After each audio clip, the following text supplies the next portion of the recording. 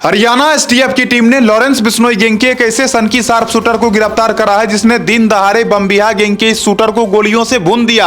आप देख सकते हो दोस्तों, यही है वो सनकी शार्प शूटर जो लॉरेंस बिश्नोई गैंग के लिए काम करता है।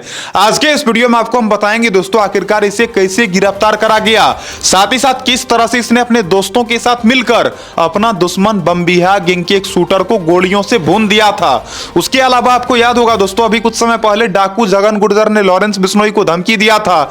जब इस डाकू ने लॉरेंस बिश्नोई को धमकी दिया तो बहुत सारे लोगों को डर हो गया था। बहुत सारे लोगों को यह लग रहा था कि डाकू जगन गुर्जर तो बहुत खतरनाक है, क्या ये लॉरेंस बिश्नोई को मार देगा। तो आज के इस वीडियो में आपको हम बताएंगे दोस्तों डाकू जगन गुर्जर के बारे में अब कौन सी नई जानकारी निकलकर सामने आई है। उसके अलावा इस वीडियो में आपको हम बताएंगे दोस्तों सुखदेव सिंह गोगामेडी की हत्या का जिम्मेदारी लेने वाला लॉरेंस बिश्नोई गैंग का सनकी गैंगस्टर रोहित गोदारा, इसके बारे में क्या खबर है। एक एक करके तमाम बातों का खुलासा करेंगे, वीडियो को पूरा देखना।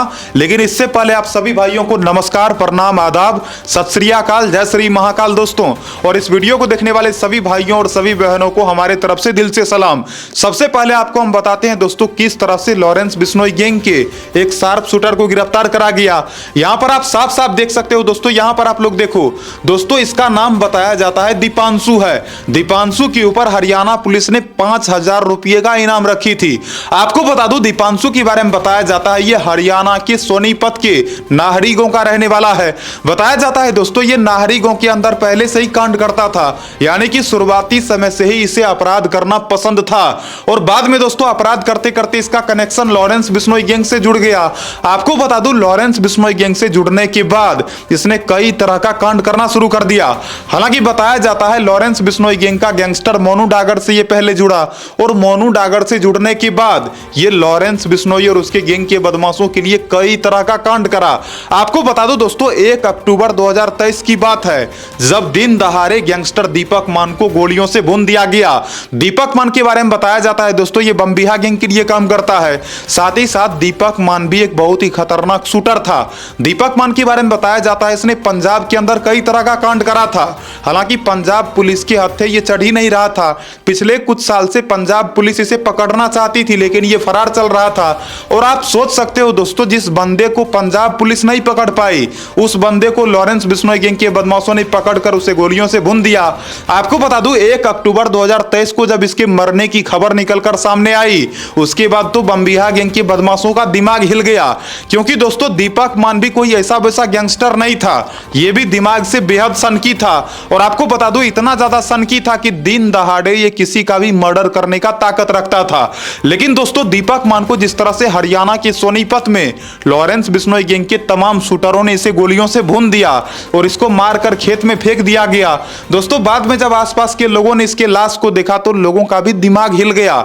दिमाग इसलिए हिल गया दोस्तों क्योंकि इसे गोलियों से भून दिया गया था। आप ही सोचो दोस्तों अगर किसी आदमी को आप देख लो कि उनके शरीर के ऊपर ताबड़तोड़ फायरिंग करा गया हो और उसके लाश को खेतों में फेंक दिया गया हो, आप अगर अपने अगल बगल में इस तरह की चीजों को देखोगे तो आपको कैसा लगेगा? क्या एक पल के लिए आप लोग चकित नहीं हो जाओगे? उसी तरह से दोस्तों जब इसका लाश हरियाणा के सोनीपत में मिला, सोनीपत का एक गांव पड़ता है दोस्तों हरसाना गांव, हरसाना गांव में ही इसका लाश मिला और वहां के आसपास के लोगों ने बाद में पुलिस को खबर करा और पुलिस को खबर करने के बाद जब पुलिस वाले इसको उठाकर ले गए तो जब इसके बारे में पता करा गया तो पता चला कि इसका नाम है दीपक मान। आपको बता दूं इसके मरने का जिम्मेदारी लॉरेंस बिश्नोई गैंग का खतरनाक गैंगस्टर गोल्डी बरार ने लिया। आपको पता होगा दोस्तों गोल्डी बरार भी दिमाग से बेहद सनकी है, वो भी कभी किसी से डरता नहीं है और लॉरेंस बिश्नोई गैंग का संचालन आज के समय में गोल्डी बरार ही करता है। तो आपको बता दूं दीपक मान के मरने के बाद बमबिहा गैंग के बदमाशों ने कहा था कि हम लॉरेंस बिश्नोई से बदला लेकर रहेंगे। हालांकि दीपक मान के मरने के बाद बमबिहा गैंग के बदमाश जो कि लॉरेंस बिश्नोई का कुछ भी नहीं बिगाड़ पाया। लेकिन दोस्तों जिस तरह से हरियाणा एसटीएफ की टीम ने गैंगस्टर दीपांशु को गिरफ्तार करी है उसके बाद से दोस्तों हरियाणा पुलिस का चर्चा चारों तरफ चल रहा है। यहां पर आप देख सकते हो दोस्तों दीपांशु के बारे में बताया जाता है ये सोनीपत के अंदर ही पहले आपराधिक काम करना शुरू करा था और अपराध करते करते करते करते ये लॉरेंस बिश्नोई गैंग का खतरनाक शार्प शूटर बन गया। दीपांशु के बारे में बताया जाता है गिरफ्तार होने के बाद भी ये पुलिस वालों के सामने डर नहीं रहा था, यानी कि इसकी आंखों में जरा सा भी डर देखने को नहीं मिल रहा था। आप ही सोचो दोस्तों एक तो इस बंदे ने इसका हत्या कर दिया, अपने साथियों के साथ मिलकर दिन दहाड़े हरियाणा के सोनीपत के अंदर 1 अक्टूबर को इसे गोलियों से भूनकर इसे मौत के घाट उतार दिया। और इसको मारने के बाद दोस्तों जब पुलिस वाले इसको पकड़ने के लिए ढूंढ रहे थे तो पुलिस के हत्थे ये पिछले 2 महीनों से चढ़ ही नहीं रहा था। आपको बता दूं 1 अक्टूबर को इसने कत्ल करा, पूरा अक्टूबर महीना बीत गया लेकिन हरियाणा पुलिस इसे गिरफ्तार नहीं कर पाई। नवंबर भी बीत गया लेकिन हरियाणा पुलिस गिरफ्तार नहीं कर पाई। और आखिरकार दोस्तों जब ये जिम्मेदारी हरियाणा एसटीएफ की टीम को सौंपी गई तो फाइनली दोस्तों हरियाणा एसटीएफ की टीम ने इसे दिसंबर महीने में गिरफ्तार कर ही लिया। हालांकि दोस्तों फिलहाल कहा जा रहा है इसे कोर्ट में पेश करा गया और पुलिस वाले इससे बहुत सारा जानकारी जो कि लेने का कोशिश कर रहे हैं। लेकिन आपको जानकर हैरानी होगी दोस्तों, पुलिस वालों ने इससे कई तरह का सवाल करा, एसटीएफ की टीम ने इससे कई तरह का सवाल करी, लेकिन पुलिस वालों के किसी भी सवाल का इसने जवाब नहीं दिया। इससे यही साबित होता है दोस्तों कि गैंगस्टर दीपांशु को किसी का डर नहीं लगता, ना तो इसे अपने जिंदगी का डर है ना तो पुलिस वालों का डर है। और दोस्तों जिसे अपने जिंदगी का डर नहीं होता वो दुनिया में किसी भी चीज से नहीं डरता है, यही सच्चाई है। तो फिलहाल देखते हैं दीपांशु गैंगस्टर दीपक मान की हत्या के मामले में क्या क्या खुलासा करता है। बाकी दोस्तों इससे पुलिस वाले ये जानना चाहते हैं कि गोल्डी बरार से क्या ये बातचीत करता था, क्या ये गोल्डी बरार के संपर्क में है। और आपको बता दूं आज के समय में लॉरेंस बिश्नोई गैंग का संचालन जो कि गोल्डी बरार ही करता है। लॉरेंस बिश्नोई तो जेल के अंदर ही बंद रहता है। तो दोस्तों दीपांशु से पुलिस वाले ये जानकारी लेना चाहते हैं कि इसका संपर्क गोल्डी बरार के साथ है या फिर नहीं है और इस वक्त गोल्डी बरार कहां पर है, क्योंकि गोल्डी बरार के खिलाफ रेड कॉर्नर नोटिस जारी किया जा चुका है और अब तक गोल्डी बरार पुलिस के हत्थे चढ़ा नहीं है। उसने इंडिया के अंदर कई तरह का कांड करवाया, वो जो कि विदेश में रहता है। तो गोल्डी बरार के बारे में एसटीएफ की टीम जो कि जानकारी लेना चाहती है। अगर गोल्डी बरार के बारे में ये कुछ भी बताता है तो गोल्डी बरार को गिरफ्तार करने में पुलिस वालों को आसानी होगी। अब चर्चा करते हैं दोस्तों इस डाकू के बारे में। यहां पर आप साफ साफ देख सकते हो दोस्तों, इसका नाम है डाकू जगन गुर्जर। आपको बता दूं जगन गुर्जर ने अपने जिंदगी में कई तरह का अपराध करा है। जैसा कि मैंने एक वीडियो में भी चर्चा करा था दोस्तों, इसने अपराध के मामले में शतक ठोक दिया है। 100 से ज्यादा अपराध इसने करा है। आप सोचो दोस्तों, जिस बंदे ने 100 से ज्यादा अपराध करा होगा उसका दिमाग किस लेवल का सनकी होगा। तो उसी तरह से दोस्तों डाकू जगन गुर्जर के बारे में बताया जाता है ये दिमाग से बहुत ज्यादा सनकी है। और हाल ही में दोस्तों जब सुखदेव सिंह गोगामेडी के मरने के बाद इसने लॉरेंस बिश्नोई को खुला चुनौती दिया था। जब डाकू जगन गुर्जर ने कहा था चाहे कोई भी किसी भी जाति का गुंडा क्यों ना हो मेरे सामने भेज दो, हम उसको खत्म कर देंगे। और जिस तरह से दोस्तों इसने लॉरेंस बिश्नोई को धमकाया था तो बहुत सारे लोगों को लगा कि भाई हाँ ये तो डाकू है, क्या पता लॉरेंस बिश्नोई को मार ना दे। लेकिन आपको जानकर हैरानी होगी दोस्तों, जब उस वीडियो को मैंने सोशल मीडिया पर पब्लिश करा, जब लोगों ने उस वीडियो को देखा तो बहुत सारे लोग जो कि हंस रहे थे। बहुत सारे लोगों का यह कहना था कि डाकू जगन गुर्जर को शायद लॉरेंस के बारे में पता नहीं है कि उसका कितना तगड़ा नेटवर्क है। हालांकि देखो दोस्तों लॉरेंस बिश्नोई के बारे में यह कहना गलत नहीं होगा कि ये मॉडर्न जमाने का बहुत ही शातिर गैंगस्टर है। और आप सोचो दोस्तों ये बंदा जेल के अंदर से रहकर अपने गैंग को ऑपरेट करता है। इंडिया के अलग अलग हिस्सों में ये कई तरह का कांड करवाता है, यहां तक कि पुलिस वालों को भी इस गैंग के बदमाश जो कि बदनाम करने में कोई कसर नहीं छोड़ता। आपको बता दूं लॉरेंस बिश्नोई गैंग के माध्यम से बीते कुछ सालों के अंदर कई तरह का अपराध करा गया, लेकिन बहुत सारा ऐसा अपराध है जो कि अब तक पुलिस वालों ने साबित भी नहीं कर पाया है। तो कहीं ना कहीं दोस्तों लॉरेंस बिश्नोई गैंग के कारण पुलिस वालों को तो बदनाम होना ही पड़ता है। और ये बंदा इतना ज्यादा शातिर है कि जेल के अंदर से ये कांड करवाता है, लेकिन कभी भी पुलिस वाले इसके कांड को कभी साबित नहीं कर पाते। तो दोस्तों कभी भी लॉरेंस बिश्नोई जो कांड करवाता है उस कांड को जब पुलिस वाले साबित ही नहीं कर पाते हैं तो लॉरेंस बिश्नोई के खिलाफ कोई कार्रवाई करेंगे तो करेंगे कैसे। तो ऐसा बहुत सारा केस है दोस्तों जो कि अब तक पेंडिंग में चल रहा है। अब तक लॉरेंस बिश्नोई के खिलाफ लगाए गए ऐसे बहुत सारे आरोप हैं जो कि अब तक अदालत में पेंडिंग में पड़ा हुआ है। तो दोस्तों आपको बता दूं डाकू जगन गुर्जर ने जब खुला चुनौती दिया, इसने कहा कि सुखदेव सिंह जी मेरे बड़े भाई थे, मेरे दोस्त थे। सुखदेव सिंह गोगामेडी के मरने के बाद डाकू जगन गुर्जर ने कहा ये मेरे बड़े भाई थे, ये मेरे दोस्त थे। और आपको बता दूं सुखदेव सिंह जी के मरने के बाद इसने ये भी कहा कि मुझे बहुत ज्यादा तकलीफ हुआ है, बड़े भाई के मरने से मुझे बहुत चिंता है, मैं राजपूत समुदाय के लोगों के साथ हूं। लेकिन दोस्तों जिस तरह से डाकू जगन गुर्जर ने धमकाया था उसके बाद लोगों ने अलग अलग तरह का कमेंट करा। कुछ लोगों ने कहा कि भाई इसके बस की बात नहीं है कि ये लॉरेंस बिश्नोई और उसके गैंग के बदमाशों को खत्म कर दे, इसके बस का नहीं है कि ये लॉरेंस बिश्नोई गैंग के बारे में कुछ अंदाजा भी लगा सके। और आपको बता दूं दोस्तों बहुत सारे लोगों ने यह भी कहा कि क्या पता कहीं डाकू जगन गुर्जर को यमराज ने कॉल कर दिया हो सकता है कि डाकू जगन गुर्जर को यमराज का मिस कॉल आ गया होगा, इसको ऊपर जाने की जल्दी है। तो आप सोचो दोस्तों, लॉरेंस बिश्नोई गैंग के बारे में लोग क्या क्या सोचते हैं। लोग ऐसा ऐसा कमेंट कर रहे हैं दोस्तों, जिस कमेंट को पढ़कर हम भी एक पल के लिए हैरान रह गए कि भाई क्या सच में लॉरेंस बिश्नोई इतना ताकतवर है जितना कि लोग कमेंट कर रहे हैं? क्या सच में लॉरेंस बिश्नोई डाकू जगन गुर्जर से ज्यादा मजबूत है? अब ये तो खैर वही लोग जाने जो कि लॉरेंस बिश्नोई के बारे में ज्यादा जानते होंगे। बाकी आपको बता दो दोस्तों, डाकू जगन गुर्जर ने जब से धमकाया है उसके बाद से जगन गुर्जर का कोई भी खबर निकलकर सामने नहीं आया है।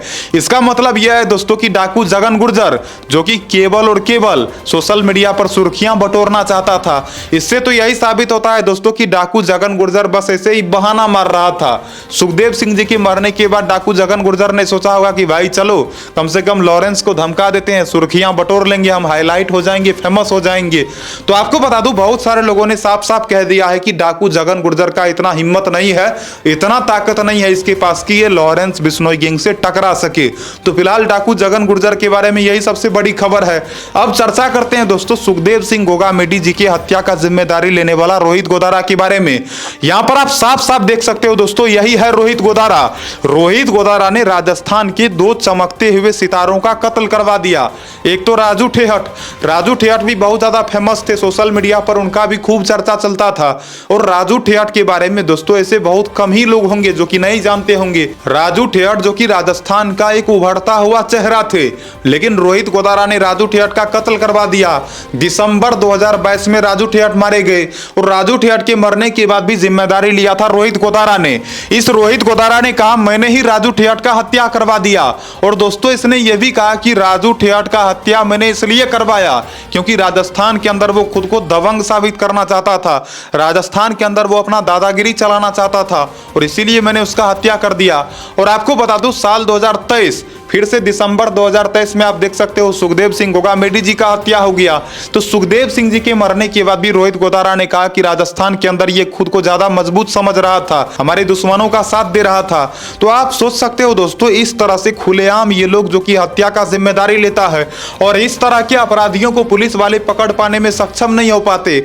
आप सोचो दोस्तों, अगर पुलिस वाले इन लोगों को पकड़ ले तो क्या इतना बड़ा बड़ा कांड होगा, क्या इतना बड़ा बड़ा अपराध होगा? इतना खतरनाक जो वारदात को अंजाम दिया जाता है दोस्तों, वो केवल और केवल इसलिए क्योंकि जो खतरनाक गैंगस्टर है पुलिस वाले उसको पकड़ते नहीं है। आपको बता दूं राजस्थान के अंदर ये कई तरह का अपराध कर चुका है, इसने कई तरह का कांड करवाया, वो भी राजस्थान के अंदर, लेकिन अब तक दोस्तों ये पुलिस की गिरफ्त से बाहर है। पुलिस वाले अब तक इसको पकड़ नहीं पा रहे हैं। और आपको बता दूं बहुत सारे लोगों का केवल और केवल यही कहना है, अगर रोहित गोदारा गिरफ्तार हो जाए तो राजू ठेहट और साथ ही साथ सुखदेव सिंह गोगामेडी जी का जो हत्या हुआ है, इस हत्याकांड का पूरा खुलासा हो जाएगा। और आपको बता दूं राजस्थान के अंदर रोहित गोदारा के बारे में बताया जाता है ये जो कांड करवाता है केवल और केवल इसलिए ताकि राजस्थान के अंदर जो बड़े बड़े लोग हैं उन लोगों से ये फिरौती वसूल सके।